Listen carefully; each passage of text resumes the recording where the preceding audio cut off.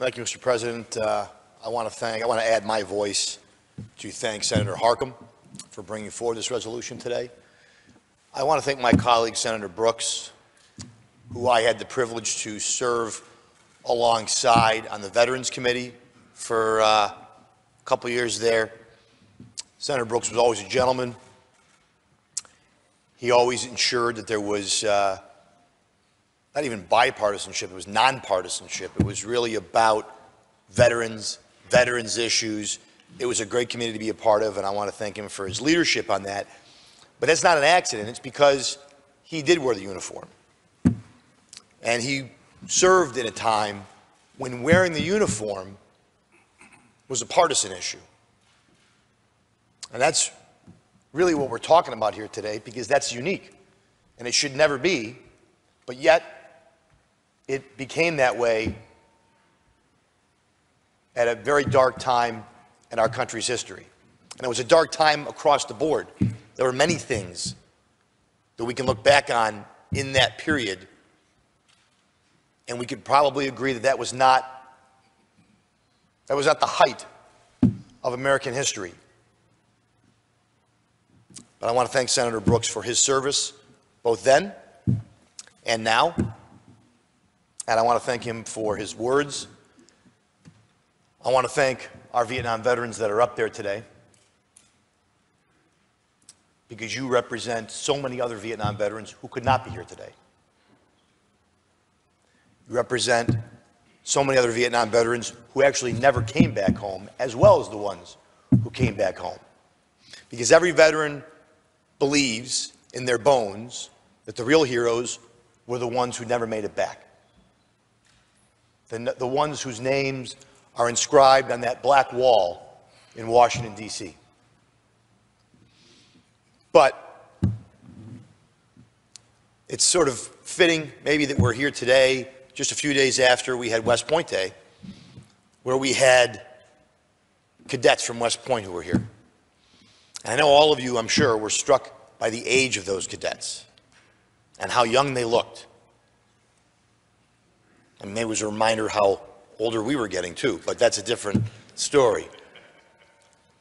But you all know how young they were, and to think that maybe a year from today, maybe a few months from today, those young men and women could be in combat. And that was the age of these men and our Vietnam veterans. I know we always think of, I always think of World War II veterans or Vietnam veterans, and you think of them as veterans, right? You think of them as older people. But I can promise you, when they were getting dropped into hot LZs in Vietnam, when they were engaging with the Viet Cong or the North Vietnamese Army, they were every bit the kids that we saw in this chamber last week. And we tend to think of the Vietnam War, and this is unfortunate in my view, but we tend to think of the Vietnam War as a war that we lost. And maybe politically that's true. Maybe politically we lost that war. But militarily, make no mistake, every single engagement with the enemy between United States forces and enemy forces, North Vietnamese Army, every single engagement we won. The men up there and all the Vietnam veterans across this country, they won. They did their job militarily. They won all those engagements. They brought honor to the United States in their job. It was us who brought dishonor when they returned. But I want to just sort of close on a perspective. So when I came back home from Afghanistan, there was people at the airport. There were parades in your hometown. There were all kinds of programs. You go to the Home Depot and there's discount programs. There's Thank a Vet programs at your county clerk's office. There's license plates that we authorize for different conflicts to recognize your service. I was at a Buffalo Sabres game the other night, and they recognized a veteran in the crowd. 18,000 people stood up and applauded that veteran for his service. That's all because of the Vietnam veterans. There is no way all those things are happening today, but for this generation who decided that they were never going to let that happen to another generation of American fighting men and women. There's all kinds of programs today. You know, I think about it, and all of you who've dealt with this, World War II veterans. When they came back, they were just, happy to get back alive. They didn't ask for the medals or this or that. They just went back to work. But it's the Vietnam veterans who make sure that today, when soldiers return, they get the medals they're owed.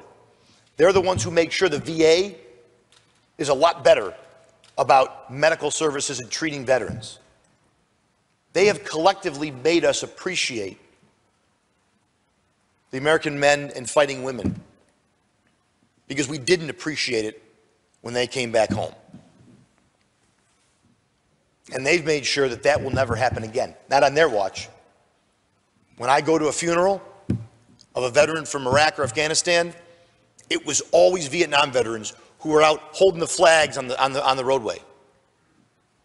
It was the Vietnam veterans who escorted that fallen soldier to their final resting place. See, they have made a decision, a conscious decision, that this nation was better than what we gave them when they came back.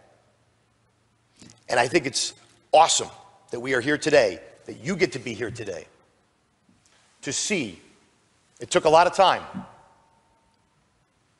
but we can make, as a country, as a state, as a community, we can make the decision that, you know what, we were wrong then. And I know people who were there at that time who didn't serve, who protested, who were part of the dishonor and disrespect shown, and they will tell me today, you know what, that was wrong. That was wrong. And I think that speaks also to who we are as a country, that we can overcome those dark moments, that we can reconcile that and apologize, and we can make good that which we screwed up. So I want to thank all of you for being here today.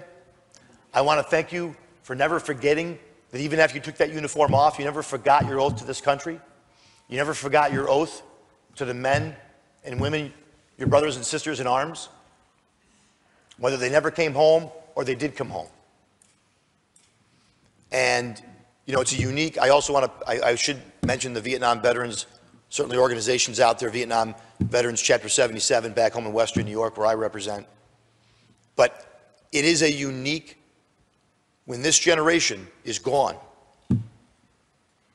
it's going to be up to us to remind future generations that that happened and that it can't happen again. That we recognize and honor our veterans, not because they're rock stars, but because they choose to raise their hand and serve their country, even at risk of their life. And that should always, regardless of how you feel about the political decision to go to war, any war, the service and sacrifice should always be honored and respected. So to all of you, I say thank you for your service, welcome home, and God bless you.